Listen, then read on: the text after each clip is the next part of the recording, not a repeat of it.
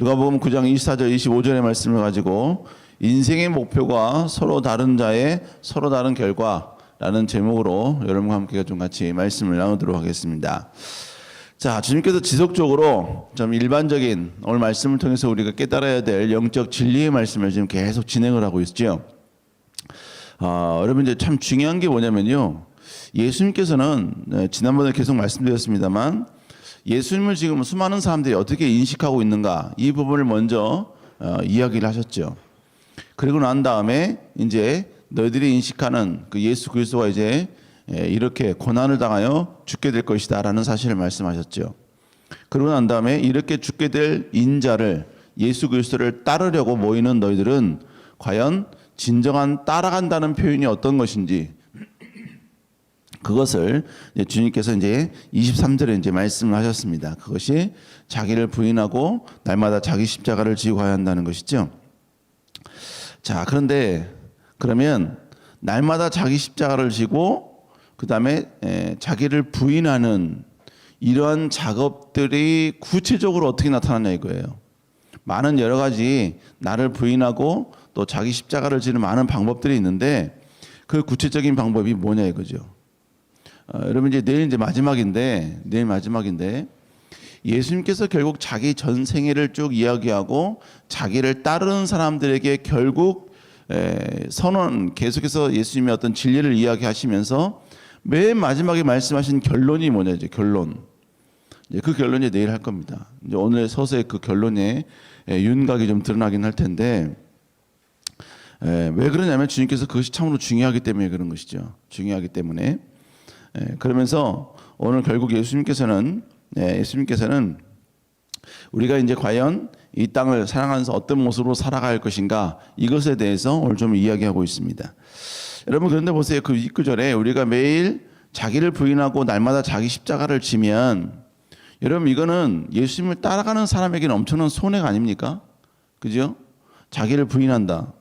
그러면 여러분이 세상의 쾌락적 삶과 즐기는 삶을 거부해야 되죠. 그리고 때로는 수많은 세상의 사람들이 자기의 논리, 또 비열한 방법, 여러 가지 많은 것들을 총동을 할 때 우리는 계속해서 그 삶 가운데 하나의 말씀을 따른다는 이유 때문에 그 모든 것들을 우리는 거부해야 되고 때로는 손해를 봐야 된다는 것이죠. 그리고 또 여러분이 자기 십자가를 지고 주님을 따른다. 여러분 그러면 얼마나 힘들겠어요. 얼마나 지치겠어요. 이제 결론은 뭐냐면 주님을 따라가는 삶을 살려면 그래서 자기를 부인하고 자기 십자가를 매번 지고 간다면 결론은 뭐냐면요. 세상에서 경제적으로 재정적으로 삶의 모든 질적인 부분에서 결국은 아웃사이더가 될 수밖에 없다는 것이죠. 자, 그런데 주님을 따르려는 사람들의 결과는 우리의 모든 기대와 그리고 우리의 이 생각과는 완전히 다르다는 것을 이야기해 주고 있습니다. 자, 우리 한번 누가복음 9장 24절 한번 다시 읽어볼까요? 시작. 누구든지 제 목숨을 구원하고자 하면 잃을 것이요. 네, 구원하리라. 자, 여기서 목숨이라는 단어가 뭐냐면 목숨이라는 단어. 이 목숨이라는 단어는 히브리어로 푸시케라는 단어입니다. 이 푸시케라는 단어는 어떤 의미냐면 영혼이라는 의미가 먼저 있어요. 우리의 영혼. 그런데 또 다른 의미로 생명, 목숨, 때로는 자아라는 단어까지 함께 좀 이 안에 담겨져 있다는 것이죠. 자, 그러니까 오늘 본문에서 주님께서 뭐라고 말씀하시냐면 누구든지 제 목숨을 구원하고자 하면 이렇게 이야기하죠. 여기서 목숨을 구원한다라는 이 내용은 어떤 내용이냐면 이 세상을 살아가면서 자신의 어떤 이익, 최대 이익을 위해서 자신의 삶을 위해서만 살아가는 그런 자아들, 그런 존재들, 바로 그걸 이야기하고 있는 거예요. 그러니까 목숨을 구한다, 목숨을 구워놓고자 하면 이 말은 결국 우리가 이 땅을 살아가는 우리의 삶, 우리의 삶의 질, 이것을 높이기 위해서 거기에만 결국 이 땅에서의 삶의 질에만 포커스를 두는 살아가는 사람들, 바로 이것을 이제 이렇게 이야기하고 있는 것입니다. 그래서 여러분요, 계시록 18장에서도 이 푸시케라는 이 단어가 목숨, 생명, 자아로 사용이 되어졌어요. 계시록 18장 14절 한번 읽어볼까요? 시작. 예, 본문에 보니까 뭐예요? 바벨론아, 내 영혼이 탐하던 과일이 너를 떠났다 그러죠. 여기서도 이 영혼이라는 단어를 푸시케라는 단어를 사용했는데 여기서도 마찬가지로 여러분 영혼이 우리의 죽은 영혼이 아니 우리 육신의 몸에서 떠난 영혼이 뭐 과일을 탐하고 그러진 않잖아요. 여기서도 바로 이 영혼이라는 이 단어는 바로 육신적인 즐거움, 육신적인 쾌락을 여러분 간절히 사모하는 원하는 그러한 존재를 지금 여기서 이야기하고 있는 것입니다. 그러니까 결국 이 푸시케라는 단어가 정욕을 탐하는 자 이런 의미로 이제 사용이 됐다는 것이죠. 그런데 본문에 보니까 또 뭐라고 해요? 9장 24절 전반부에 보니까 누구든지 제 목숨을 구원하고자 하면 이렇게 이야기하죠. 구원하고자 하면 목숨이라는 단어가 어떤 의미인지 봤어요. 그럼 여기서 구원한다는 이 표현은 뭐냐 이거죠. 이 구원한다는 단어도 히브리어로 소조라는 단어인데 구조하다, 보호하다, 튼튼하게 지키다라는 뜻이에요. 그러니까 결국 제 목숨을 구원하고자 하면이라는 단어의 의미는 이런 뜻입니다. 이 세상에서 자기의 만족과 즐거움을 위해서, 이 세상의 쾌락을 위해서, 이 세상에 목표를 두고, 이 세상의 삶에만 목표를 두고 그걸 지키기 위해서 노력하는 모습, 그것을 얻기 위해서 쟁취하는 모습, 그것을 소유하기 위해서 여러분이 갖가지 뭐든 거기에 올인하는 모습들, 바로 이것이 오늘 본문에서 말하는 내 목숨을 구원하고자 하면이라는 뜻이에요. 자, 그러면 그런 인생을 살아가는 사람은 어떻게 된다고 이야기해요? 후반절에 보니까 뭐라고 얘기합니까? 누구든지 제 목숨을 구원하고자 하면 잃을 것이요 라고 이야기하고 있습니다. 잃을 것이요. 여기서 잃는다는 단어도 아폴리미라는 뜻인데 그 의미는 뭐냐면 전쟁에서 멸망시키다, 경제적 재난과 폭력으로 인하여서 죽다, 사멸하다, 그리고 사라져버린다, 잃어버린다 이런 뜻이에요. 그러니까 결국 제 목숨을 얻고자 하면 잃을 것이요 라는 뜻은 뭘 말하냐면 내가 이 땅을 살면서 어떤 경제적으로 풍요함을 위해서 거기에 올인하는 사람들, 그것만을 추구하는 사람들은 결국은 전부 다 사멸하게 될 것이다, 죽게 될 것이다, 경제적인 여러 가지 많은 고난도 올 것이고 사라지고 없어지게 될 것이다 라는 것을 우리에게 이야기하고 있습니다. 자, 그러면서 이렇게 먼저 이 땅의 삶에만 목표를 두고 있는 사람들에 대한 결과를 이야기하면서 그 다음 절에는 또 이제는 뭐냐, 삶의 목표가 바뀐 사람에 대해서 이야기해 주고 있어요. 완전히 반대로 말씀하십니다. 자, 9장 24절 다시 한번 읽어볼까요? 시작. 누구든지 제 목숨을 구원하고자 하면 잃을 것이요. 자, 이것은 앞구절과 또 완전히 다르죠. 앞구절에서는 제 목숨을 구원하고자 하면 잃을 것이라고 이야기해요. 근데 후반절에서는 뭐라 그래요? 누구든지 나를 위하여 제 목숨을 잃으면 구원할 것이다 라고 표현하고 있습니다. 그러니까 오늘 본문의 구조는 이렇게 되어 있어요. 제대로 표현이 됐나 모르겠네. 누가 보면 9장 24절 보면 똑같죠. 어떤 구별이 있는지 좀 알겠어요? 동사만 좀 바뀐 거죠. 제 목숨을 구원하고자 하면 잃는다 그랬잖아요. 근데 제 목숨을 잃으면, 요걸 잃으면 이 구원이 뒤로 온다는 거예요. 이해가 되시겠어요? 그러니까 주님께서는 지금 오늘 이 표현을 쓸 때 헬라어 단어를, 동일한 단어를 그대로 사용하십니다. 그리고 뭐냐면 어순을 살짝 바꿨어요. 그래서 너희가 너희 목숨을 위해서 살면 결국 잃어버릴 것이다.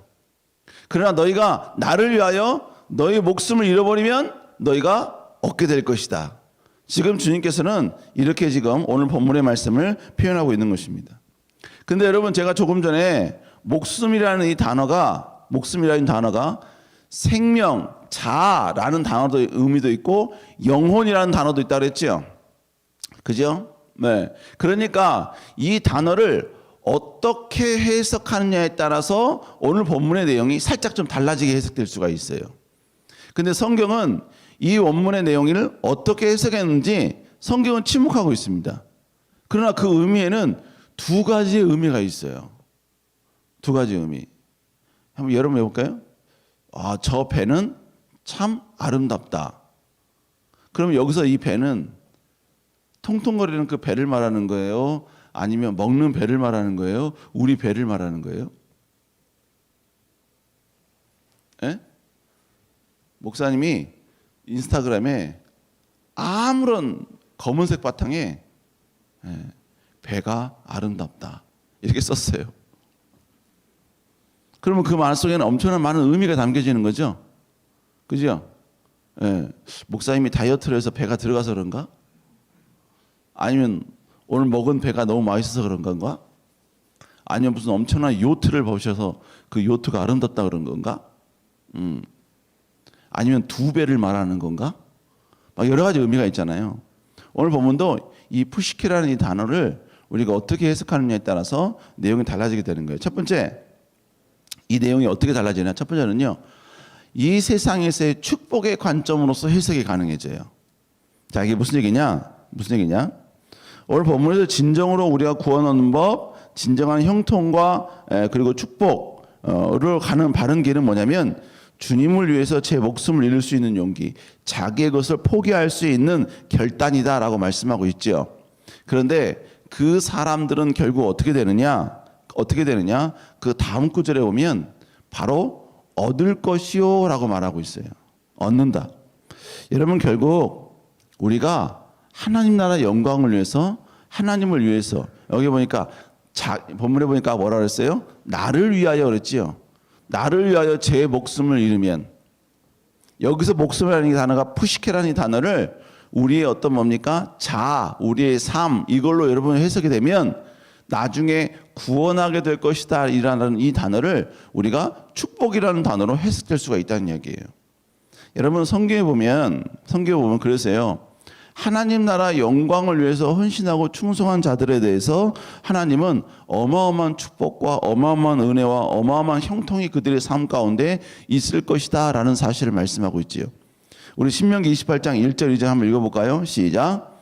내가 내 하나님 여호와의 말씀을 삼가 듣고 그의 모든 명령을 지켜 행하면 내 하나님 여호와께서 너를 세계 모든 민족 위에 뛰어나게 하실 것이라. 내가 내 하나님 여호와의 말씀을 청정하면 이 모든 복이 내게 임하며 내게 이르니. 본문에 뭐라 그래요? 여호와의 말씀을 듣고 모든 명령을 지켜 행하면, 여러분 여호와의 말씀을 듣고 모든 명령을 지켜 행하면요, 때로는 내 자아와 엄청난 충돌이 일어날 수 있습니다. 그리고 내가 원치 않은 일도 해야 돼요. 내가 하고 싶지 않은 일도 해야 돼요. 여러분 계속해서 이렇게 내 자아를 죽이면서 하나님이 원하시는 행동을 하면 하나님께서 본문에 보니까 뭐라 그랬어요? 너를 세계 모든 민족 위에 뛰어나게 하실 것이다 라고 말씀하고 있죠. 결국 내가 이 땅을 살면서 정말로 내 생명을, 내 자아를 철저히 죽이는 그런 삶을 살아간다면 하나님께서는 반드시 하나님의 영광을 위해서 그러면 그의 인생을 책임져 주실 것이다 라는 사실을 이야기하고 있는 거예요. 여러분 결국 우리 하나님은요, 지금 우리의 상태가 어떤 상태이고 어떤 위험이 있고 어떤 불안 속에 쌓여 있느냐, 주님은 그거 고려하지 않아요. 지금 네 상태, 네가 얼마나 하나님을 사랑하고 있고 얼마나 하나님 보시기에 하나님의 기쁨이 되고 있는가. 여러분 네가 지금 그러고 있다면 네 상태가 지금 아무리 메롱이고 지금 너의 모든 환경이 전혀 여러분요 어떤 미래를 보장받을 수 없는 상태에 있다 할지라도 하나님이 책임져 주시겠다는 거예요. 하나님이 역사해 주시겠다는 것입니다. 하나님이 공급해 주시겠다는 거예요. 그러니까 결국 우리가 이 땅을 살면서 하나님의 위대한 축복과 구원을 얻는 최고의 방법이 뭐예요? 여러분 하나님의 영광을 위해서 여러분 내 목숨을 포기하는 거예요. 다른 말로 이야기하면 뭔 말인 겁니까? 결국은 드리는 삶이에요. 드리는 삶. 내 인생을 드리고 내 삶을 드리고 내 보물을 드리고 내 시간을 드리고 그리고 내 정력을 철저히 죽임으로 내 자아를 온전히 하나님께 드리는 것. 여러분 이럴 때 하나님께서는 우리의 인생을 아름답게 축복하시고 인도하실 줄로 믿습니다. 정말로 한때요 열정적으로 하나님을 사랑하고 충성했다가 그 모든 열정이 완벽히 식어져 버린 그러한 청년이 있어요. 청년이 있습니다. 지난주에 목사님이 좀 만나서 신방을 좀 했는데 신방을 했어요.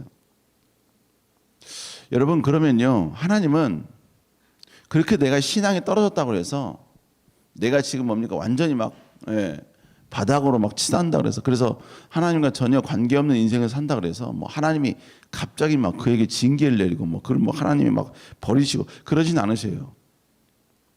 영혼이라는 관점에서 보면 하나님은 절대로 그 영혼을 포기하지 않으시죠. 그죠? 근데 하나님의 삶의 축복이라는 관점에서 보면 여러분 그도 한때 하나님 나라 영광을 위해서 헌신하고 희생하고 충성했기 때문에 그가 헌신한 것 충성한 것에 대해서 하나님 보상을 해주셔요. 축복을 주신다 이거예요. 근데 여러분 중요한 건 뭘 말하냐면요. 그 축복이 지속되지는 않는다는 얘기죠. 여러분 이것이 결국 어디 나오냐면요. 솔로몬도 마찬가지였어요. 솔로몬도 초창기에는요. 그렇게 하나님을 사랑했거든요. 그래서 그가 하나님이 꿈속에 나타났을 때 1000번째 하나님께 드리고 나서 하나님이 꿈속에 나타나셔서 네가 무엇을 구할고 할 때 그가 뭐라고 말하면요. 자기 백성들을 잘 컨트롤할 수 있는 지혜를 자기에게 달라 그랬어요. 여러분 그것이 하나님 보시기에 기쁨이 됐습니다. 성경에 보면 하나님이 그것을 선하게 생각하셨다고 기뻐하셨어요. 왜 그랬을까요? 여러분 하나님께서는 우리가 여러분 성경 전체를 하나님의 큰 계획이라는 관점에서 봐야 돼요. 하나하나 퍼즐을 보는 게 아니고 큰 계획이라는 관점에서 이 사건, 이 퍼즐, 이 고백이 어떤 의미가 있는가 이걸 봐야 되거든요. 여러분 솔로몬은 이스라엘 백성들을 잘 다스릴 수 있는 지혜를 달라는 표현은 결국 뭘 말하냐면 하나님은 이스라엘 백성들을 통해서 온 땅이 복을 받길 원하셨죠. 하나님에 대한 존재가 예수 그리스도 아니 이스라엘 백성들을 통해서 온 땅에 퍼지길 원하셨다고요. 그러려면 결국 어떻게 돼요? 이스라엘 백성들이 하나님 중심으로 와야죠. 그런데 솔로몬이 하나님 중심으로 자기 백성들을 잘 다스릴 수 있게 해달 수 있는 지혜를 달라는 거예요. 그러니까 하나님께서 기뻐하신 거예요. 왜? 지혜를 달라는 표현은 하나님의 마음, 하나님의 계획을 아주 정확하게 간파한 왕으로서 하나님께 구할 수 있는 여러분 기도 제목이었기 때문에 그런 것입니다. 여러분 그 정도로 하나님을 사랑했던 사람이 솔로몬이었어요. 그래서 하나님 어떻게 하십니까? 솔로몬에게는요 어마어마한 축복을 주십니다. 어마어마한 축복을 줘요. 솔로몬은 지식 사업, 지혜 사업이 무엇인지를 보여줬던 사람이었어요. 무슨 얘기냐? 그 당시에 수많은 사람들이 이 솔로몬의 지혜를 테스트해 보려고 엄청난 재물을 가지고 왔어요. 남방의 스바 여인도 마찬가지였어요. 어마어마한 재물을 가지고 와서 단지 하나 솔로몬을 지혜를 테스트만 했다고요. 그러니까 솔로몬은 그 자리에 가만히 앉아서요. 하나님이 주신 지혜 가지고 몇 번 대답을 해주면 여러분이 스바 여왕이나 아니면 다른 사람이 와서 와 놀래가지고 엄청난 재물을 막 주고 막 이랬다고요. 여러분 하나님께 충성하니까 하나님을 사랑하니까 아무 일을 하지 않아도 어마어마한 축복과 형통을 솔로몬에게 부어주시더라는 것입니다. 그런데 문제는 뭐예요? 솔로몬이 하나님을 떠나기 시작하죠. 점점점 하나님께 부유함을 주시니까 그 부유함 때문에 점점점 하나님을 떠나기 시작합니다. 하나님을 앙망해야 하나님이 이 나라를 지켜주시는데 하나님은 완전히 배제한 채 다른 나라와 서로 동맹을 이루면 자기의 나라가 더욱더 견고해질 것이라고 생각해서 여러분이 이방인 여자들과 함께 이방인 나라의 공주들과 함께 결혼을 하기 시작을 해요. 그래서 결국 여러분이 솔로몬이 여러분 잘 아시죠? 네, 솔로몬이 첩들이 후궁들이 거의 뭐 성경에 보면 300, 700으로 나눠지거든요. 300, 700. 그러니까 본처 후처가 여러분 700, 300으로 나눠진다는 이야기예요. 그 정도로 어마어마한 결혼을 많이 했던 사람이 왜? 여러분 이스라엘을 다른 나라와 동맹을 맺으면서 지키려고. 세상적으로 보면 똑똑하지요.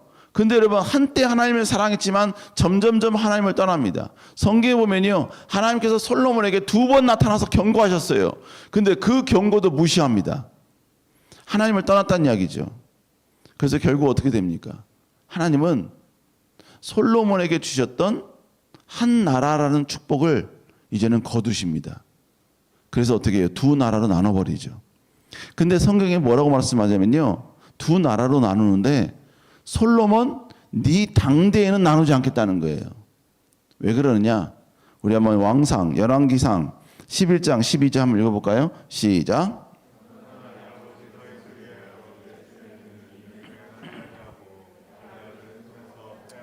본문에 보니까 누구를 위해서? 다윗을 위해서, 다윗 때문에, 다윗의 충성 때문에 솔로몬 네 당대에는 나누지 아니하고 네 아들 때에 나누겠다는 거예요. 무슨 얘기입니까?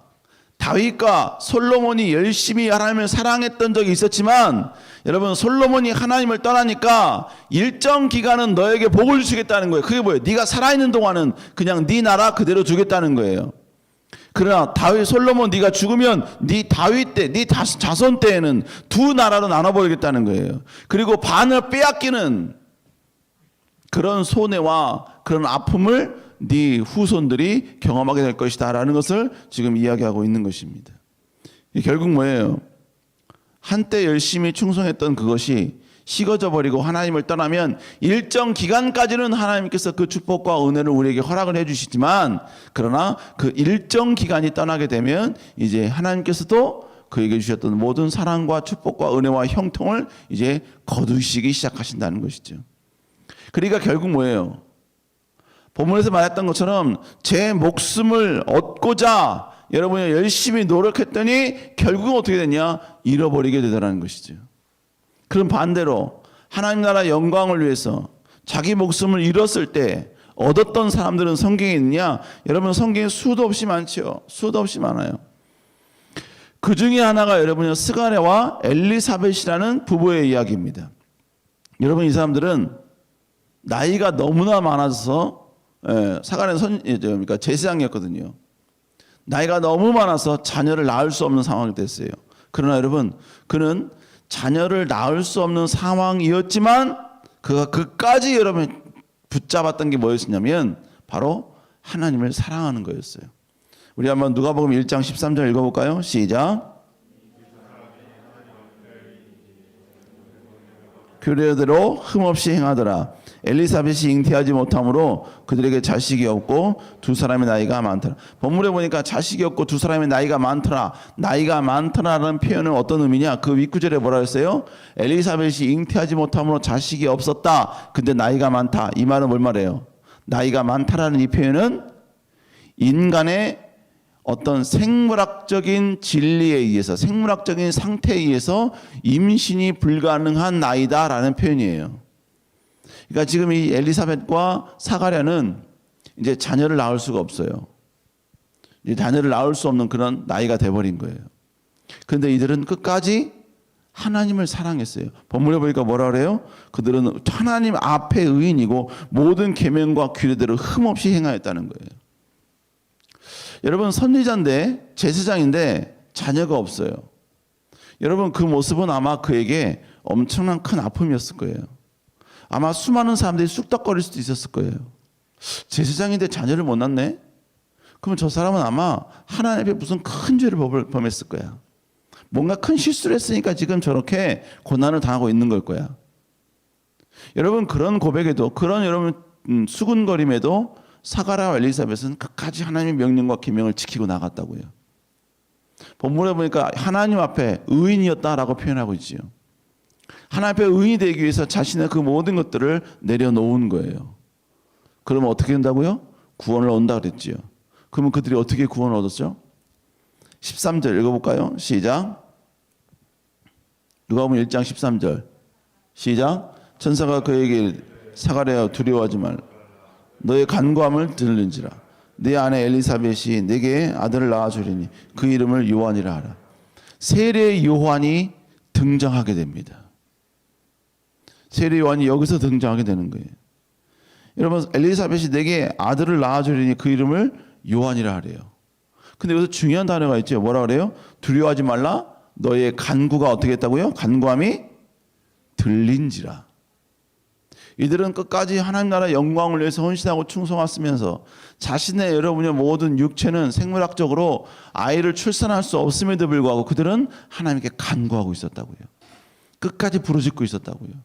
그런데 하나님이 그 간구를 들어주셨다라고 표현하고 있습니다. 근데 여러분요, 참 아이러니한 게요, 사가랴는 하나님께 간구했기 때문에 지금 그 기도 응답이 지금 온 거죠. 근데 그 다음 구절에 보니까 사가랴도, 이 제사장도 자신은 기도했는데 설마 했던 것 같아요. 그래서 믿지를 못했어요. 진짜로? 그래서 천사가 너는 이 상황을 믿지 못한 관계로 세례 요한이 출산할 때까지 너는 말을 못하리라 라고 이야기합니다. 말을 못하리라. 여러분 결국 세례 요한은 탄생되게 되죠. 태어나게 됩니다. 그래서 여러분 이 땅에 존재하는 그 어떤 선지자보다 주의 길을 예비하는 어마어마한 큰 자로서 하나님께 인정받는 사람이 되는 것이죠.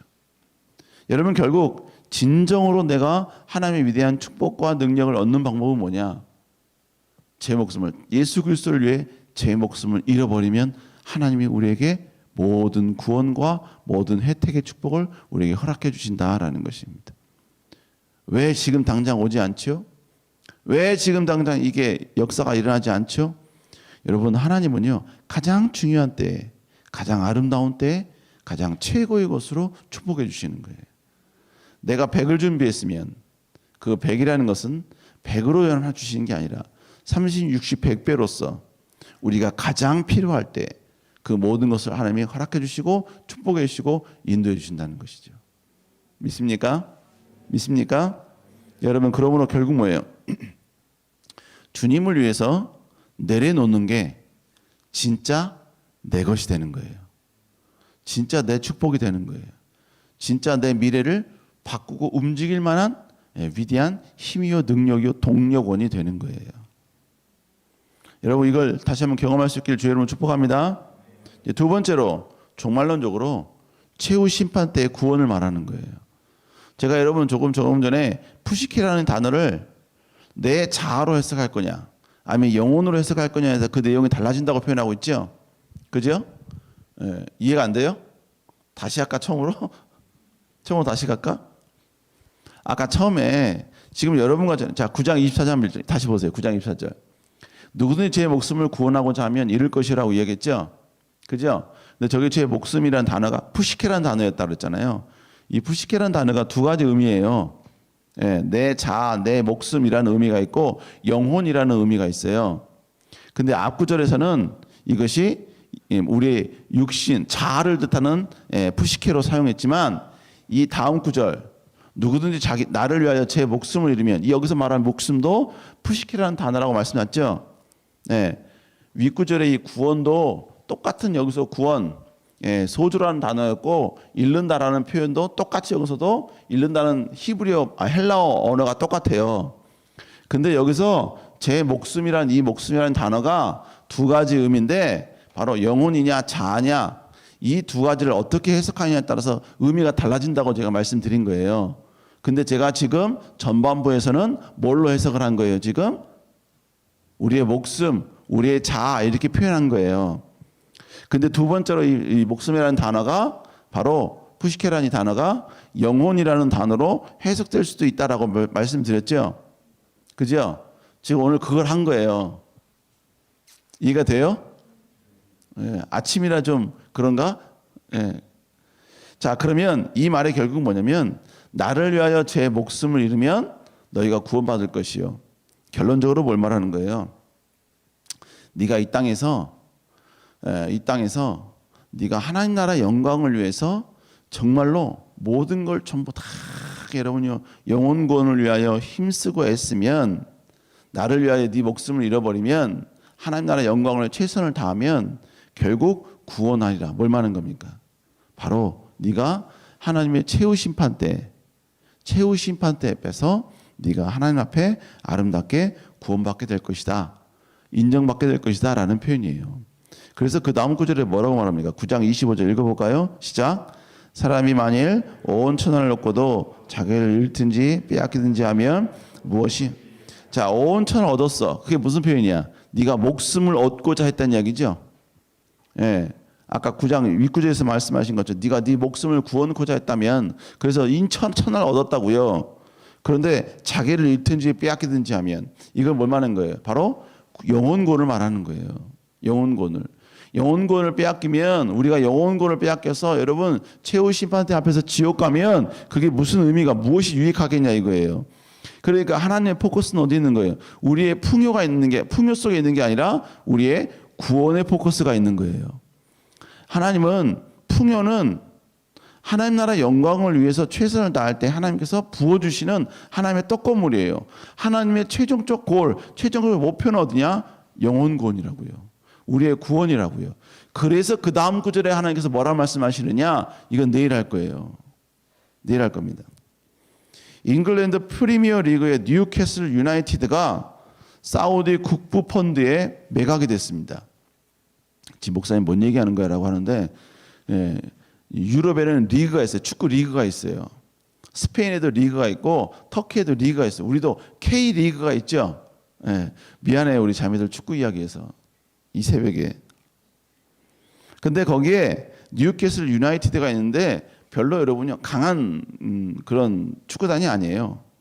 그런데 국부펀드에 매각이 되면서 이제 새로운 구단주가 등극을 합니다. 그 새로운 사람이 누구냐? 바로 사우디 황세자 모하마드 빈 살만이라는 사람이에요. 이 사람이에요, 이 사람. 며칠 전에, 몇 주 전에 우리나라에 왔었죠? 아세요? 네, 몇 주 전에 왔어요. 와서 자기 경호를 위해서 신라 호텔인가요? 신라 호텔 전층을 전부 다 렌탈을 했던 사람입니다. 그리고 별로 몇 시간 있지 않고 갔어요. 그리고 우리나라의 대기업 총수들이 이 사람은 가만히 있고 총수들이 와서 만났던 사람입니다. 이 사람이 가지고 있는 재산이요, 추정치예요. 8,500억 파운드, 우리나라 돈으로 한화 1247조입니다. 억이 아니라 1247조예요. 여러분, 그 프리미어 리그 가운데 지금 2위를 달리고 있는 맨체스터 시티라는 축구단이 있거든요. 이 축구의 구단주가 누구냐면 만수르예요. 만수르. 우리나라에서 유명하죠. 저 만수르. 이 사람도 되게 부자거든요. 근데 아까 빈살만은 만수르가 가지고 있는 재산의 10배를 가지고 있습니다. 전 세계에서 가장 갑부가 조금 전에 보였던 빈살만이라는 사람이에요. 1247조라는 돈이 어떤 돈이냐? 하루에 1조라는 단어가 어떤 돈이냐? 하루에 1억씩. 1조라는 돈을 그냥 창고에 집어넣어 놓고 하루에 1억씩 뺐으면 그 1조라는 돈이 언제 없어지냐? 약 27년 후에 없어지는 돈이 1조라는 돈이에요. 그러니까 이 빈살만이라는 이 사람은 하루에 1억씩 뺐쓰잖아요. 그러면 몇 년 후에 그 1247조가 없어지느냐? 아이고, 계산도 힘드네. 약 3만 년 후에 없어지는 거예요. 그게 1247조라는 돈이에요. 어마어마한 돈이죠. 지금 제가 왜 이 말씀 드리냐? 이 땅에 있는 모든 사람들은요, 빈살만이라는 이 사람이 위대하고 대단하고 가치 있고 능력 있는 사람이다라고 이야기를 합니다. 그러나 여러분요, 하나님은 그렇게 말씀하지 않으셔요. 하나님은 이 사람보다 우리가 더 가치 있고 우리가 더 고귀하고 우리가 더 귀한 것을 갖고 있는 사람이다라고 말하고 있어요. 왜요? 우리는 바로 천국이 보장받은 사람들이기 때문에 그런 거예요. 구원받은 사람 때문에 그런 겁니다. 여러분, 짧게는 50년, 길게는 6, 70년 후에 여기 있는 모든 청년들은 전부 다 죽을 거예요. 여기 32기 있나요? 32기? 재우 깜짝 놀랐잖아. 왜 이때 갑자기 머리를 긁어? 32기 있는 줄 알고. 재우 아닌가? 32기가 지금 20살이니까 70년이면 90살이죠. 그죠? 그러면 그도 죽을 거 아니에요? 그러면 결국 6, 70년 이후에 다 죽을 거예요. 그러면 우리는 죽지만 이 모습 이대로 우리는 다시 천국에서 볼 줄로 믿습니다. 아멘? 이제 누가 먼저 천국 가냐의 문제죠.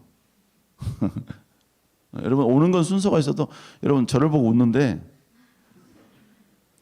오는 건 순서가 있어도 가는 건 순서가 없어요. 저도 악착같이 오래 살면서 악착같이 주님의 일을 하다 갈 거예요. 중요한 건 뭘 말하냐? 결국은 우리는 다 천국 가게 된다는 거예요. 저 천국에서 이 모습 이대로 동일하게 우리는 천국에서 만날 거예요. 그러면서 아마 여러분들은 저 사람이 목사였지? 예, 그럴 거예요. 여러분, 그렇기 때문에 우리는 누구보다도 더 가치 있고 의미 있는 존재다라는 것이죠. 네. 그러면서 오늘 본문에 보니까 뭐라고 이야기했어요? 내 목숨을 얻고자 하면 잃을 것이요라고 이야기했죠. 그래서 사람들에게 나타나는 현상이 뭐냐면 내 목숨을 얻으려고 주님을 부끄러워해요. 복음 전파를 거부해요. 복음 전파를 부인합니다.